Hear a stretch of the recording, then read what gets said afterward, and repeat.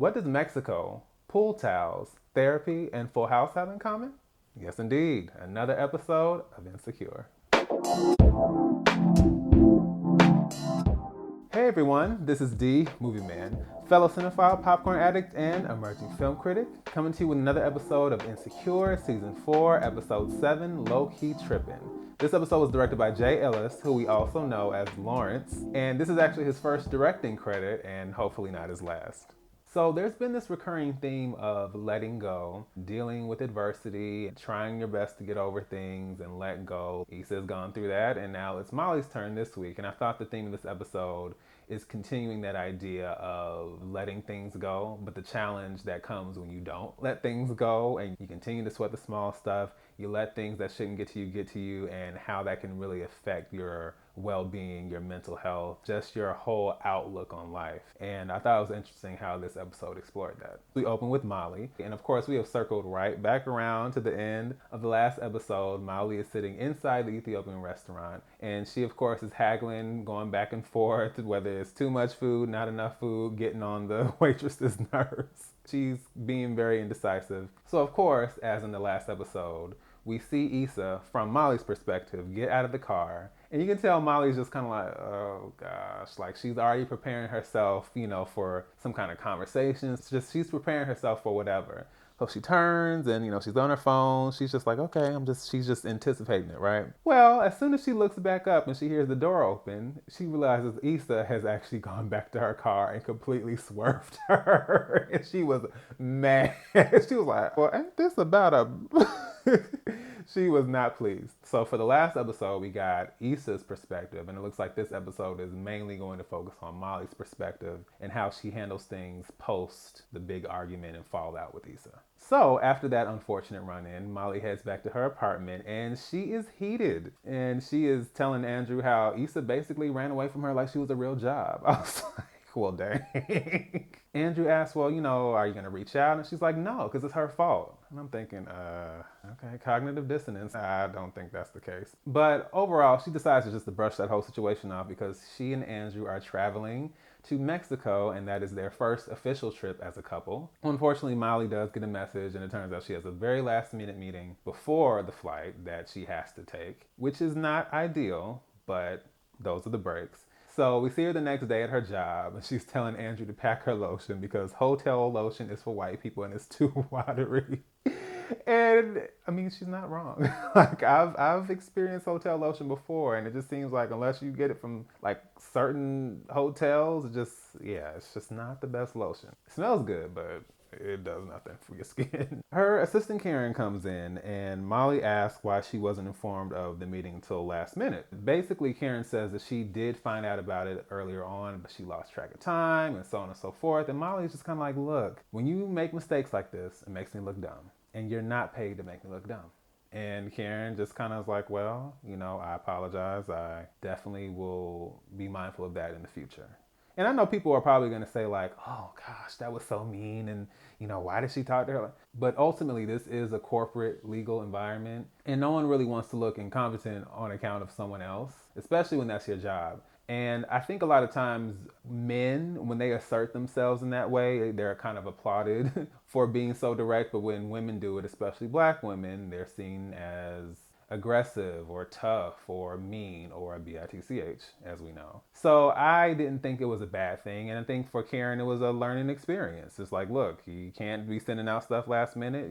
Your job is to help your superior do the best job they can. And so if you're sending out stuff last minute, it doesn't help her to be as prepared as she could have. So I totally understood where she was coming from there. But of course, she ends up running late to the airport, just running through. Andrew is on the phone letting her know what the gate is, and she's running, just determined not to miss this flight. Andrew finally sees her, and she's like, oh.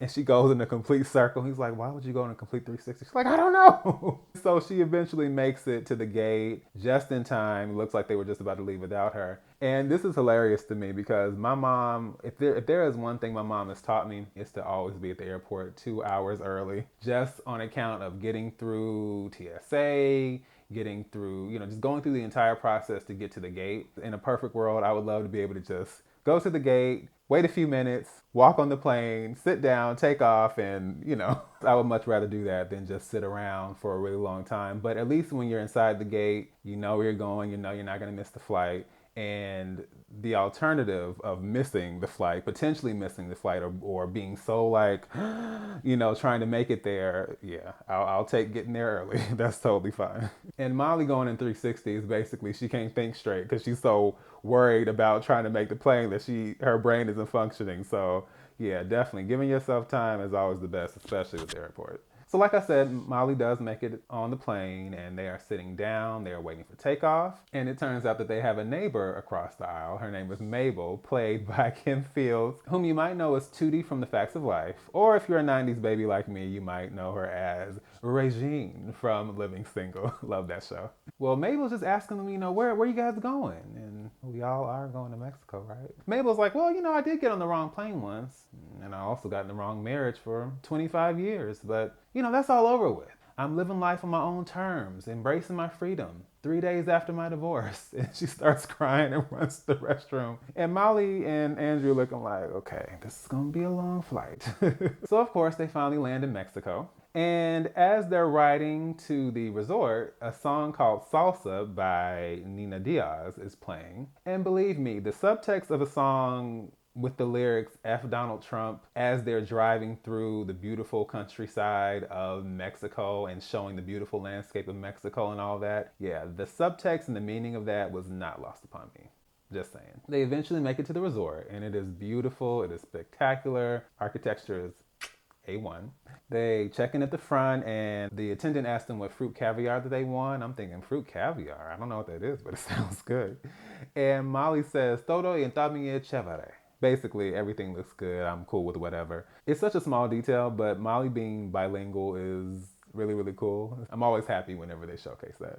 Andrew's brother Victor and Lydia walk up and Andrew introduces them to Molly. And they're just walking through the resort and Victor is going down his itinerary of all these plans that they have going on. Andrew's kind of like, we'll see how we feel in a little bit. One thing that I've definitely learned about taking trips, especially overseas, is that you need time to recharge. You need time just to kind of decompress from being wedged into those seats on the plane and sitting still and for so many hours, depending on how far you're going, having to deal with jet lag. And so you definitely need time to just like kind of sit, sleep if you want to, because you probably will need it. So I totally got Andrew kind of being like, okay, we need some time. So we see Molly and Andrew in their hotel room and Looking for LaToya is being broadcast in Spanish. And Molly's like, dang, LaToya is internationally lost. So Molly decides to show Andrew some of the things she's brought for them to enjoy their time together. And she takes out some lingerie. She takes out some lubricant. And she's like, and Andrew's like, oh, that's it. Okay.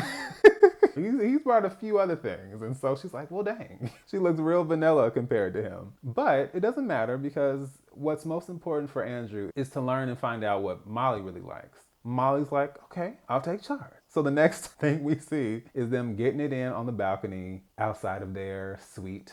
I'm all for a good adrenaline rush. I don't think I have the boldness or the courage to be getting it in out where people can see me, but hey, something for everybody. The next day we see Molly and Andrew meet up with Victor and Lydia. They were unfortunately not able to make it to any of the events last night because they were preoccupied, as we are well aware. So they didn't have time to really hang out with Victor and Lydia, but they do have time for this 3-mile hike that they're about to go on up this mountain. But before they can venture up there, they actually see Mabel. And Mabel is just enjoying her time. She is getting it in. She's trying to stay busy because it's day 4 post-divorce. And she's trying to make the most of it. So they go ahead and head up the mountain. Clearly, Andrew and Molly were not fully prepared for how hectic this hike was going to be because they just huffing and puffing, just tired as all get out. But they catch the view at the top of the mountain and it makes it all worth it. It's a beautiful view. You see all these mountains and the trees and the forest and all that. Really, really awesome view. And Molly is really just basking in this experience with Andrew. Then she thinks about it. She's like, so how are we getting down? We see her and Andrew on a zip lining all the way down back to the ground level. I love zip lining. The only time I've been is, I think the 2 times because it's literally only been twice. And I think the first time was in Costa Rica and the second time was a ropes course in Florida. Really, really fun both times. If you are not a heights person, it's a bit of a challenge. And even if you are a heights person, it still can be a little disorienting because you're just flying over nothing, seeing all these trees and all this height and everything that you're soaring above. But it's a really fun experience. Then later we see Molly and Andrew and Victor and Lydia, and they are out and about, drinking, eating, dancing, just living it up, having a great time. Afterwards, we see Molly and Andrew in their suite, and they're just hanging out, and Molly's just remarking on what a good time she's having. And then Andrew gets a call, and it's Nathan. Nathan is having trouble with the garage door, and he needs to know where the other clicker is. Andrew lets him know that, okay, it's in the linen closet, and as he says that, we hear Issa in the background going, is that a Skip It? Yup, that's a Skip It. Like, oh, not the Skip It's. I specifically remember Skip It's when I was like 5 or 6, and looking back on it, them things were like some death traps because that thing hits your shin one good time and it's game over. Like, they seemed so fun back then, but the design for that was not really kid friendly now that I think about it. But it was the 90s, so we dealt with it. And of course, as soon as Molly hears Issa's voice, it's just like instant sodium. She is not pleased.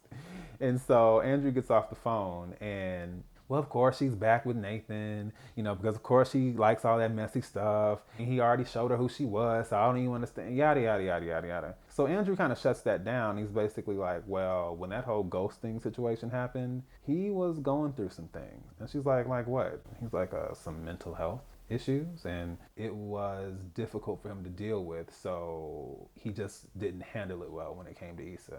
So Molly's energy kind of shifts, and she's like, oh, well, is he okay? And does she know? And he's like, well, that's not my business. That's for them to know. But we're still on this trip, so let's continue to have a good time. Molly's like, cool, that works for me. Besides, we have more pressing matters, like getting it in once again.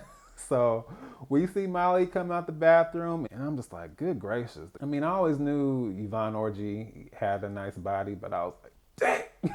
All right, costume designers. They really had her looking good this entire episode. But yeah, that lingerie, yeah.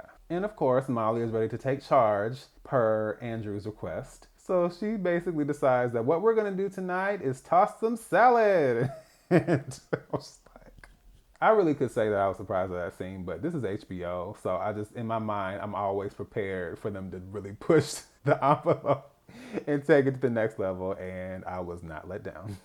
So the next day, everyone is just hanging out at the pool, and Lydia mentions to Andrew that his sister Fiona is, working through some of her issues, and she's trying to get into a better space. It sounds like she may be dealing with some things that have affected her and Andrew's relationship, but they don't go too deep into that. And what I realized from this is that whole theory that y'all had about Andrew's sister being LaToya, that's out of here. I was just like, so Andrew randomly has a black sister named LaToya. People were like, well, maybe she's adopted, and I was just like, y'all. I mean, it would be an interesting twist, but I'm like, Andrew's sister ain't no LaToya. So yes, Andrew's sister is Fiona, so that's out. And as they're hanging out in the pool, someone accidentally splashes Lydia and the water gets into her eye and she has a contact in, which is obviously burning. So Molly decides, okay, well, let me, grab you a towel real quick. So she walks over to the towel station.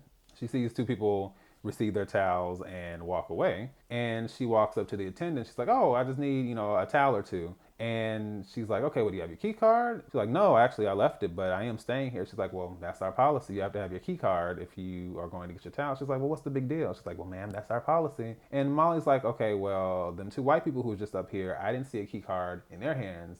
So what's the problem? And the attendant's like, well, ma'am, I don't know what you're accusing me of. And you can tell it's about to escalate. So, but just before it starts to get crazy, Victor walks up and he's like, okay, I got, hey, she's with us. I got the key card. No big deal. She starts to hand it over to Victor. Molly snatches the mess out of that thing and walks back to the pool. She is not happy at all. And I can understand why. So she gets back to the pool. She gives Lydia the towel and she is just kind of fuming, really dealing with what just happened. Andrew is obviously picking up on that. So he asks her, okay, well, what happened? Now, let me say this.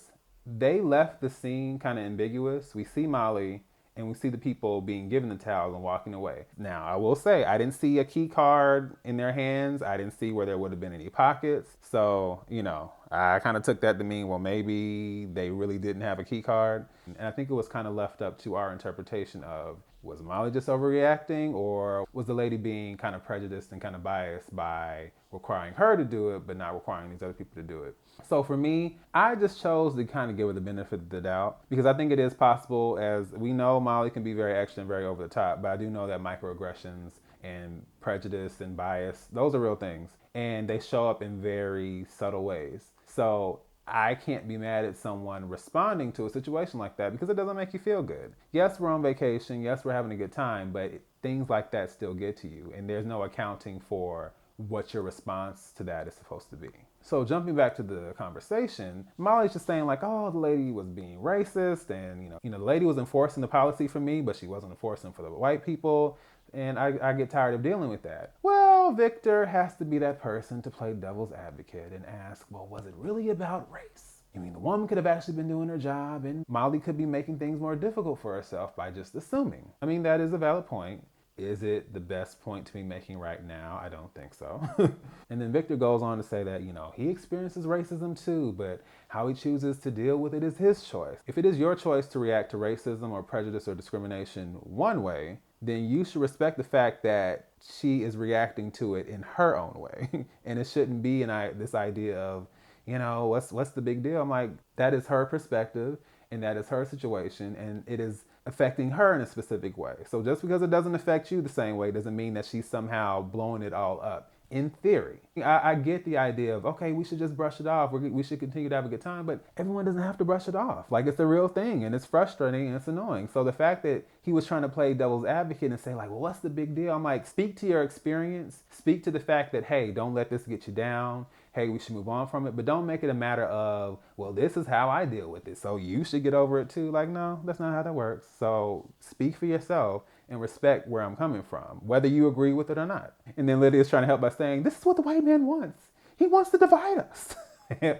She's tried her best, but it's already going the wrong direction. Victor is basically saying like, it's all about picking your battles. And then Molly takes it a step further by saying, you only consider yourself people of color when it's convenient for you or when it benefits you. And as soon as she said that, I was like, oh, Lord. In a completely different conversation, in a completely different tone, that might be a valid point, and that's something we can kind of discuss and find a common ground or understanding about. But in this situation where things are already tense and heated, making an accusation like that towards Victor, but also applying to Lydia and Andrew, even though they've been defending you in this situation, that was not the best move. Andrew's like, well, I'm definitely not that way. Molly's like, oh, well, you're different. He's like, well, different how? And I'm like, Molly, you have completely painted yourself in this corner because you just are kind of reacting instead of just expressing your feelings and saying, okay, this is how I feel. I don't really want to argue about it. Please don't challenge how I feel right now, because it's frustrating enough how to deal with it and then have to explain and having to defend why I feel the way I feel.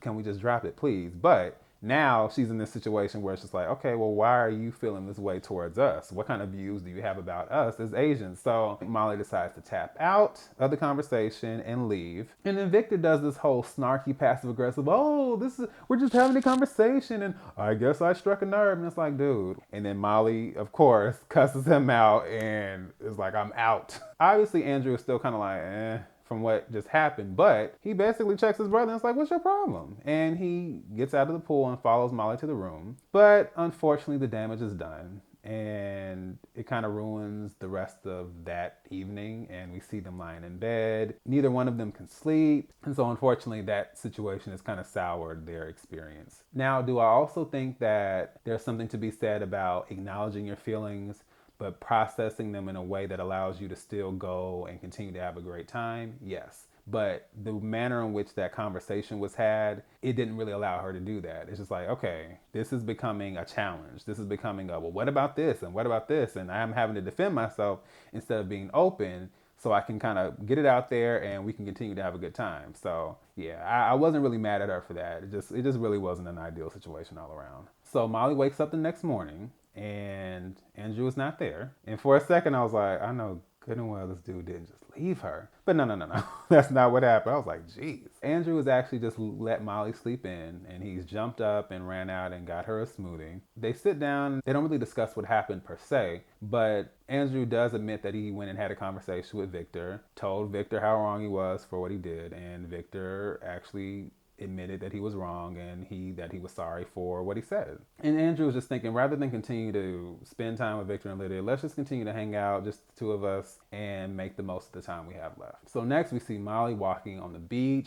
So much great cinematography on the show, and these shots of Mexico are no different, of course. But she sits down and she calls someone, and we find out that it is Dr. Rhonda, her therapist. And I think the last time we actually saw Dr. Rhonda was like back in season 3, so we haven't seen her in a while. But if anybody needs therapy, it is definitely Molly. So she calls and she basically leaves a message and says that, hey, I think I've been having some trouble dealing with things and letting go of a lot of things, and I think I just really need to sit down and talk some things out. So I was proud of her for taking that step, really acknowledging that she needed that, because sometimes we need professional help. And thankfully we are past a lot of the old stigmas about mental health and therapy and counseling. It's not just head shrinkers and brainwashing and all these things, but it's about really having professional people help you unpack a lot of personal issues, mental, emotional problems, all these things that we bottle up and don't realize we're carrying around. But having someone to really like open up those things and process how to navigate life and how to view those things the right way, and to allow your mental and emotional, and to an extent even physical health to be the best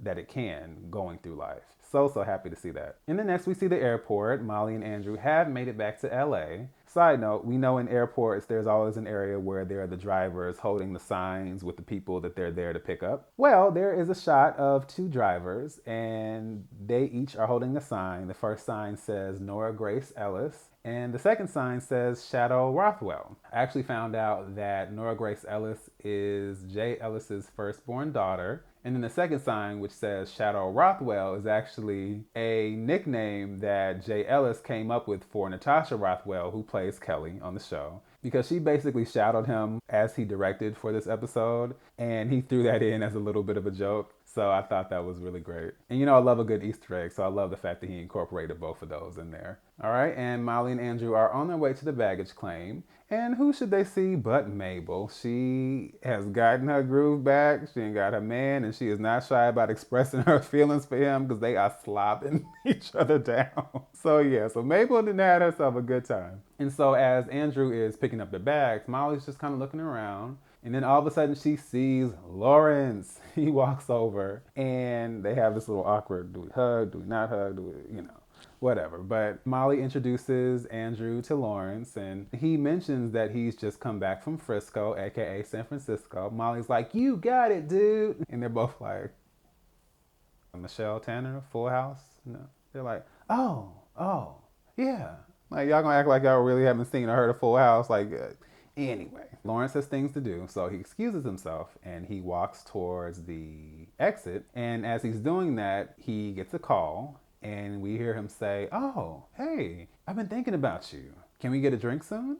But the question is, who is he talking to? Who is he talking to? We'll have to see next week. So that wraps up Lowkey Trippin. I think Jay Ellis did a really great job directing. Of course, he had a good backdrop to work with, but I think he did a really good job with the direction of this episode. And I like the fact that once again, there was a perspective of one person, and we didn't get a lot of the usual people or characters that we see throughout an episode. I know for some people, these kind of episodes are not super entertaining, super comedic, super, it's not always what we're used to. But as I said, I appreciate the simplicity of episodes like this, because that is still life. And there are a lot of times where it's just us. And especially when relationships change in our lives, it kind of forces us to recalibrate things and figure out how we're going to continue to move through life from that point forward. So So yeah, I thought it was an enjoyable episode. Loved the scenery, loved the cinematography, loved the vibe. Obviously, it makes me miss going on trips, traveling. So I'm glad I was able to kind of live vicariously through this episode. I can't wait to see where things go with Molly and Issa from here, and to see who Lawrence will be meeting up with, though I think I have an idea. So once again, this is D, Movie Man, signing off, and I'll see you at the movies.